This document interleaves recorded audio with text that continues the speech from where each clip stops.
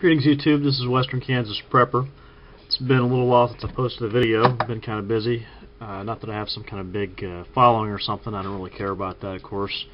But just feeling a little rusty on my videos. And decided I'd share a little story with you that happened in my little time off. And I'm going to title this video, Cave of the Winds, a Concealed Carry Story. Now, Cave of the Winds, if you do not know, there's the little logo here, is a location. There's actually two Cave of the Winds. There's one that I learned this when I was preparing for this video. There's one in Niagara Falls. The one I went to was not in Niagara Falls. It was in Colorado Springs. So I do not know which of the two of those is more famous. But anyway, I went to the Cave of the Winds in Colorado Springs. And it is kind of on a picturesque mountain cliff, as this picture depicts. You can see the shop over here and the little entryway before you go down to the caves. And the caves are pretty extensive and pretty impressive. There's a little picture here of some people going in. They offer two different tours. They offer what they call the I'll show you here. Well, there's people looking at more cave. They offer what they call the Discovery Tour and the Lantern Tour.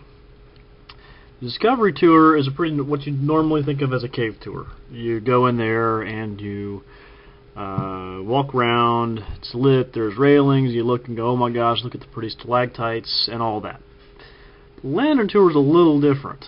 You go in there and they call it lanterns. Really, I should have brought my Phoenix LD20 with me. Would have been very helpful, but instead I did not, and I went with the spirit of the exercise. And actually, those look a lot brighter than what we had. But essentially, what we had buckets with a small kerosene candle in them, and mine actually got blown out before the tour was over. I had to get relit. Actually, as soon as the week started. However, this is supposed to be a little bit about concealed carry too. Now, I conceal carry because of what I do and because of my prepper mentality. And I always conceal carry this gun here for the most part, which this is my Kel-Tec P32.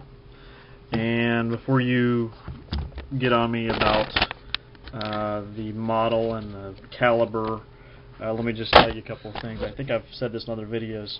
Number one, this gun is not safe. It's pointed in a safe direction and my finger is off the trigger guard.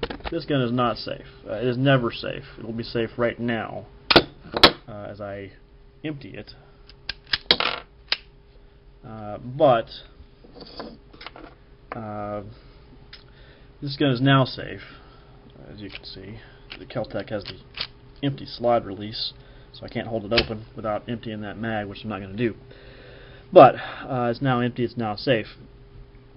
I carry this gun for one very specific reason, and that is that this gun is highly, highly concealable under my clothes I wear, which normally I wear dress clothes to work.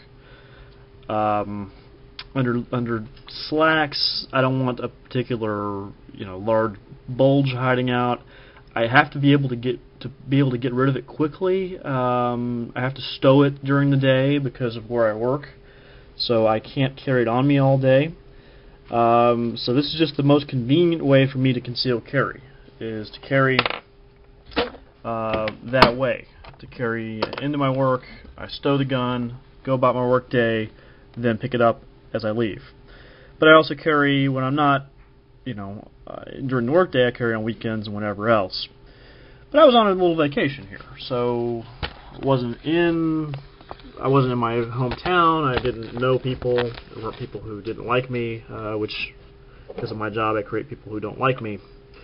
So I wasn't particularly worried about those people where I was at. But people on these channels always harp about how be prepared all the time. You never know what can happen. And I was like, well, this is a fun little tourist event. This lantern tour we were going to go on. I don't need to bring my firearm with me. It may just confuse things. I don't know if there's going to be a sign. I looked at the Colorado concealed carry laws. I'm not a Colorado citizen. I'm from Kansas, so I didn't know the Colorado concealed carry laws before I looked them up. But essentially, I was allowed to carry there as long as I had a concealed carry permit from Kansas. However, I didn't know, there's always quirks to the rules, where can't you be.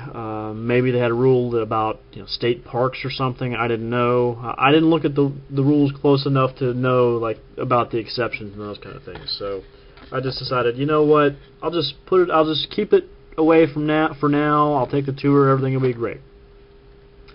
So we go on this tour, which is a fun tour, and I'm not trying to dissuade you from taking this tour, because it is a fun tour. Our tour guide did an excellent job. They kind of tell you some ghost stories about the cavern. It's kind of fun. You cannot be in bad shape to take this tour. This is no joke. You gotta crawl pretty much. You gotta crawl into holes that are about 2 feet high, repeatedly bent over to get from cavern to cavern. This is not a walkway tour like the other one is. So you got to be in fairly decent shape and flexibility. You can't have a bad back or nothing. It's a little bit rugged. So we start this tour, and there's this dude who, I'm not going to use the term, but well, I guess I will. For lack of a better term, he was what I would call a wigger. I don't mean that in the racist way. I'm not a racist. That's just a term that's kind of come up in the last, 10 years to describe people who put on this type of affectation. I don't know. Eminem started, I guess. I have no idea. Anyway, that's kind of what he was. And, I don't really care if that's who he is. That's fine. I had nothing against the guy. I didn't know him.